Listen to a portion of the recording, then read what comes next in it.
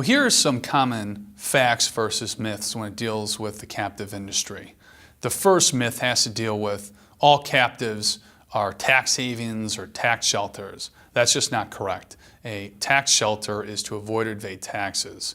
A captive does provide a tax benefit amongst a lot of other benefits, such as increased risk awareness, better management of the risk.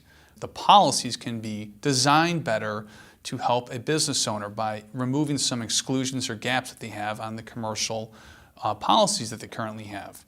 The second myth has to deal with all captives are offshore.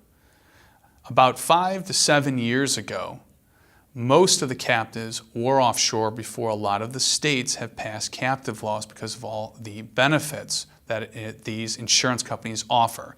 And that's why a lot of states are passing the captive laws.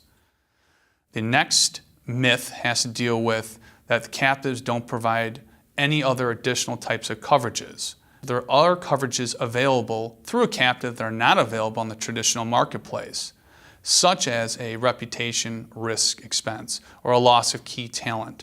There used to not be cyber risk available on the marketplace. It is available now, but it's still generally not as good as it is in a captive. The next point has to deal with captives are not a good business decision.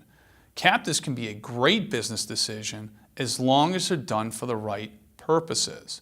And if they're done for the right purposes, there's lots of benefits that come into play with the captive, which again has to go over with the profit center, increasing risk awareness, better management of the risk, potentially reducing or minimizing the commercial insurance policies or costs you're paying for. And if they're a smaller insurance company, yes, there is a tax benefit. My next point has to deal with that only Fortune 500 companies or Fortune 1000 companies would be good for a captive.